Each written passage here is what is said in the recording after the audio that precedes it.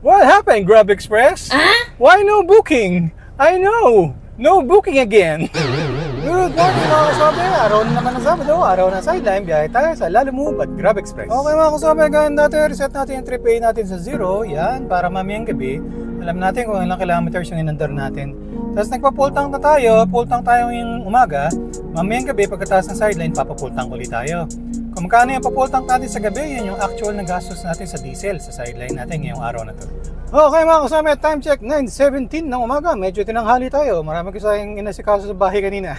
Sabado na naman, sideline ulit tayo mga kasama. Ang biyahe natin, Grab Express at saka Lalamove. Grab Express, ang category natin, Grab Express MPV. Pero palagi naka-on yung Grab Express na sedan. Yung rent ng 4 hours, 8 hours at saka Grab Mart hindi natin bubuksan. Pero sa gabi, baka magbukas tayo ng Grab Mart para maabot natin yung mga incentives dito sa Grab Express mga kaswabe. Kasi sa Grab Express, all good. Araw-araw may incentives dito mga kaswabe.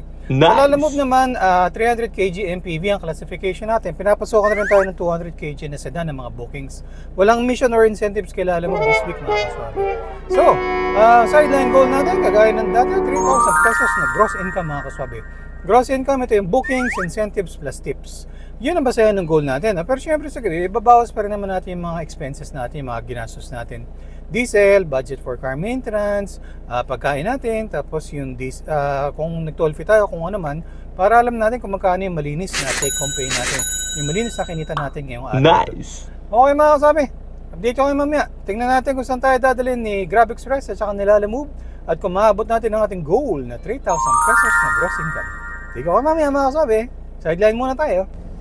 Okay mga kasabi, habang tayo naggagapang, shoutout muna! Shoutout kay Psych Motovlog. Maganda yung mga videos niya mga kasabi.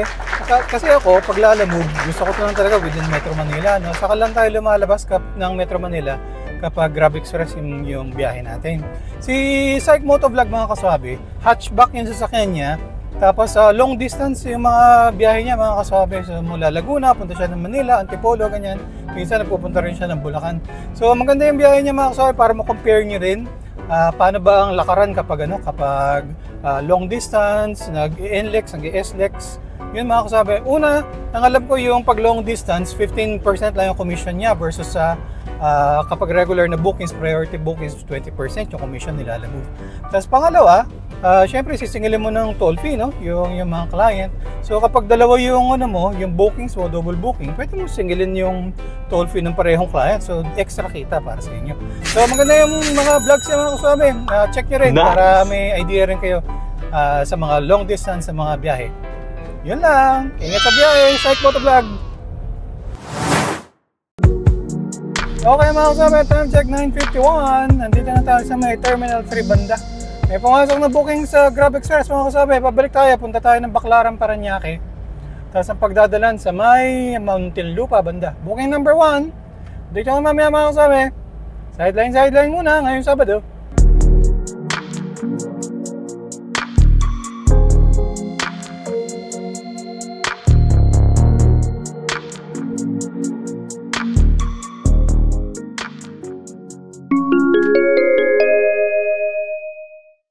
Okay mga kasama, time check 10:15. Na-pick up na natin mga cake at saka mga cupcakes, tapos mga konting mga stuff, mga tissue, ganun.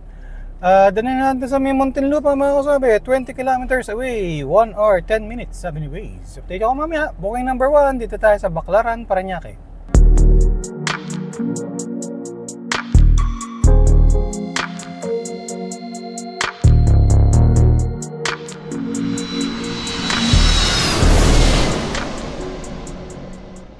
Shoutout muna sa isa nating kaswabe, Sir Richmond Cacho. Ingat sa biyahe, sir. Okay mga kaswabe, kung interesado kayong mag-apply sa Lalamove, ito yung step-by-step guide kung paano mag-apply. Tapos paki-input na rin yung aking referral code. Baka naman. Okay mga kaswabe, time check 10:58. Dito tayo sa Las Piñas. Nung na-pick up natin ito mga cake, tinanong ko si Sir kung okay lang mag-SLEX kasi yun yung mas mabilis South Luzon Expressway. Para mga 45 minutes lang ata yun mula Baclaran, EDSA, tapos South Luzon Expressway na, no? Tapos labas natin sa may Alabang. Ang sabi ni Sir, doon raw ako magpaalam sa recipient. Tinatawagan ko recipient, di siya sumasagot. Baka matagalan tayo lalo. bumiyahe na tayo. Pero dito tayo sa looban dumaan sa may Parañaque, sa Naiya. Kasi ito nga, Las Piñas, labas natin to talabang sa Pote Road. So instead na 45 minutes, baka mga 1 hour 20 minutes tayo yung biyahe natin. Tapos ngayon nag-text na si ma'am. Sabi niya, tinatanong kung magkano yung toll fee ko. Sabi ko, hindi na po ako nag-toll fee kasi hindi po ako nakapagpaalam kanina. Ayun, sabi ni ma'am, pasensya na daw. All good, sa tinanda mo ako sabi, malapit naman na. At least chill-chill lang yung bahay.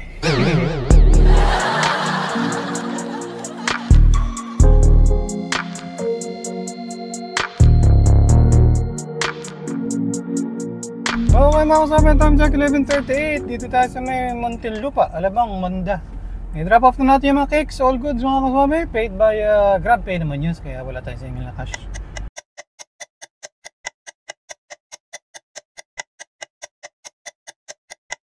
What happened, Grab Express? Why no booking?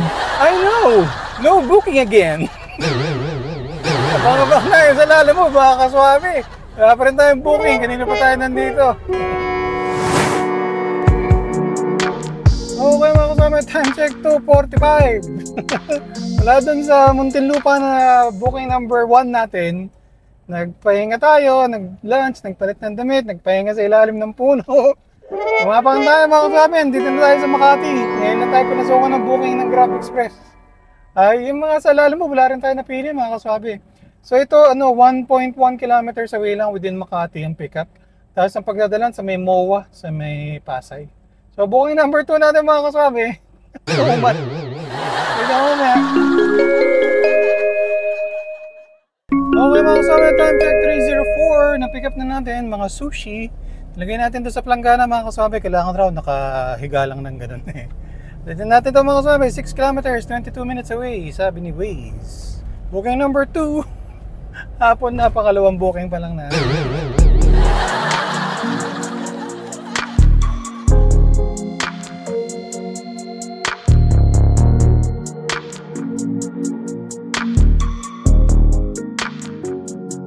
Okay mga kaswabe, time check 3:31. I-drop off na natin yung mga sushi. Binayaran tayo ni ma'am ng cash. Sakto! Walang labis, walang kulang. Okay mga kaswabe, time check 3:46. Dito tayo sa may CCP banda. Malapit tayo dito sa may Ross Boulevard. May dumating na booking, Ermita Manila pickup. Nililinisan yung likod ko eh. Ermita Manila, tapos ang pagdadala sa may Parañaque banda. So, paid via GrabPay uli yan mga kaswabe. All goods. Booking number 3 natin for the day. Inabaton ko na si kuya kanina doon sa palinis. Nice!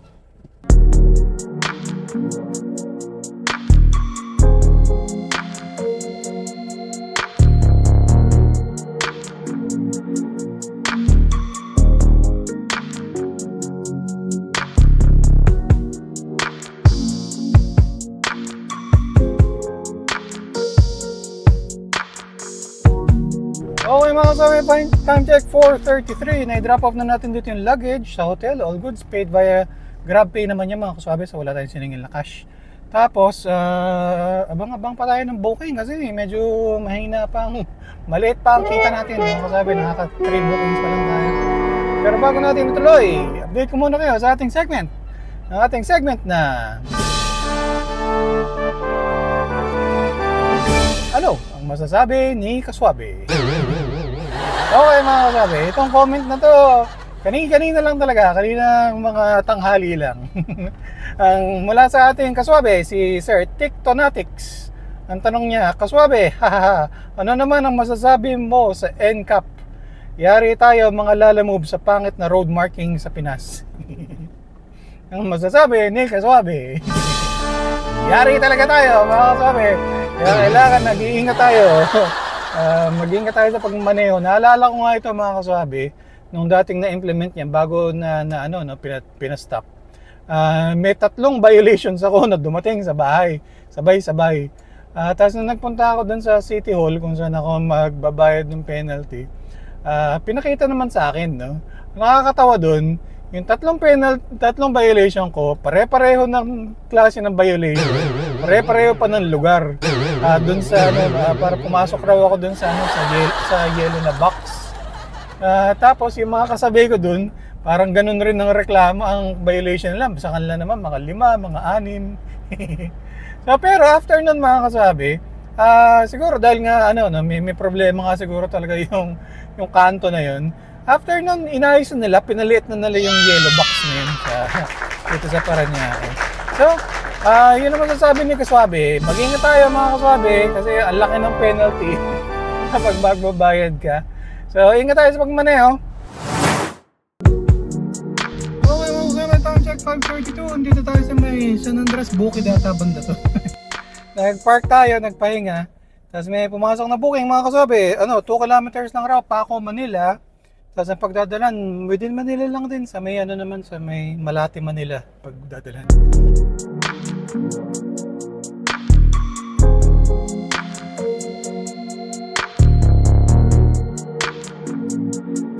Okay mga Kaswabe, time check 5:50. Na-pick up na natin mga tubs ng ng mga pansit at saka mga toasted siopaw at saka mga donut. Medyo masikip lang yung kalsada kasi nandito tayo sa may palengke ng Paco. Okay mga Kaswabe, masikip sa kanila. Time check 6:04. Na drop off na natin yung mga donut, mga pansit, all goods. Paid by credit, paid by GrabPay yun mga Kaswabe, so wala tayong siningil. Pero nabutan tayo ni Sir ng 100 para sa parking. Sabi ko hindi naman ako nag-park. Although nakaharang ako doon sa may palengke doon banda. Pero all good, siyempre tatanggihan ba naman natin to. Ayos mga Kaswabe. Nice! Hello? Hello po, magandang gabi po. Sa Lalamove po. Hello, kumusta? Yes sir, yung pipikipin po sa may street, dadalhin po sa sa Quezon City. Tanong ko lang po sir, kung anong items ang ikakarga? Bale, pastry crate siya pero empty naman, so wala di siya mabigat. Pastry ng mga crates po, no? Walang laman. Malinis naman sir. Malinis naman, oo. Wala naman pong pasahero sir. Wala pa sir. Pero may tutulong naman sa sa paglo-load. Sige sir. Tapos po yung payment po dyan o doon po sa delivery? Sa pick-up mismo. Sa pick-up mismo. Sige sir, papunta na rin po. Alright, salamat. Salamat po. Bye. Okay mga Kaswabe. Time check 7:16. So medyo na-desperado na rin tayo kanina eh. Nandun na rin ako ng GrabMart, no? Dito tayo sa may McKinley Road. Nag-U-turn tayo kasi na-swipe tayo sa Lalamove. Dito sa Makati ang pick-up. Tapos ang pagdadalan sa may sa may Diliman, Quezon City. Okay mga Kaswabe, time check 7:30 ng gabi. So pagdating natin dito sa pick-up location, inilubong tayo ni Sir. Inabutan tayo ng 100. Sabi niya, Sir, pasensya na raw. Hindi dumating yung i-deliver So cancelin na lang raw niya. So yung 100 para sa abala. So park muna tayo mga Kaswabe. Antay muna tayo na booking. Nag-on ulit tayo sa sa Grab Express. Baka may pumasok pa. So yun. What happened, Grab Express? No booking, right? I know. No booking. Yari. Time check 7:37. Nagbunga ang ating paghihintay. So may pumasok na booking sa Grab Express. 3.2 kilometers. Pupunta tayo sa Mandaluyong. Yung pagkakatiran sa may Taytay.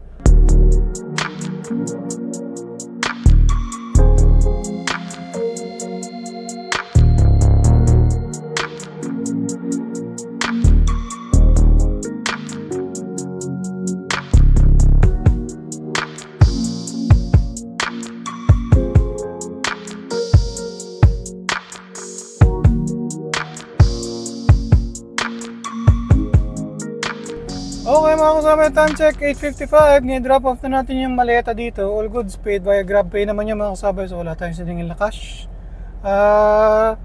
Abang-abang na tayo ng booking pa uwi mga Kaswabe. Sana may makuha tayo pa uwi. Okay mga Kaswabe, naka 150 km tayo ngayong araw na to. Tapos nakapagpa-full tank na rin tayo. So nung umaga full tank tayo. Ngayong gabi pa full tank ulit. So yung pinakarga natin ngayong gabi, yun yung actual na gastos natin sa diesel para sa sideline natin ngayong araw na to. Okay mga Kaswabe, time check 9:50 ng gabi. Okay mga Kaswabe, lagpas 12 hours tayo. 3 hours yung natin, lunch break tsaka waiting time mga Kaswabe. Mas mahaba pa yung waiting time natin kaysa may booking. Okay mga kasabay, compute natin kinita natin sa 5 bookings sa Grab Express, 1989, Grab Express incentives, 117. Wala tayong nakukong bookings sa Lalamove, cash tips natin 200.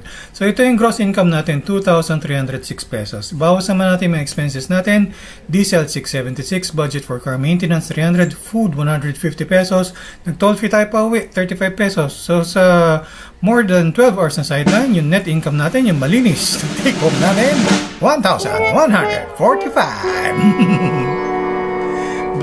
Update naman sa ating incentive savings mga kasabi. Grab Express incentives 117, cash tips 200, total natin 317 pesos. So yun, inala tayo. Wala tayong nakuha booking sa Lalamove. Kaya sa Grab Express, konti lang yung mga bookings na nakuha natin kasi mahal yung rate nila, so konti lang nagbo-book sa kanila. Pagkatapos, nag-bounce rin tayo ng Grab Mart pero wala tayong nakuha. So, yun talaga, hindi araw-araw Pasko. Bawiin lang tayo next biyahe. Yan ang biyahe natin ngayong araw na mga kasama. Maraming salamat sa panood. Hanggang sa ulitin, ingat-ingat sa pagmaneho para ang biyahe natin ay laging spotted.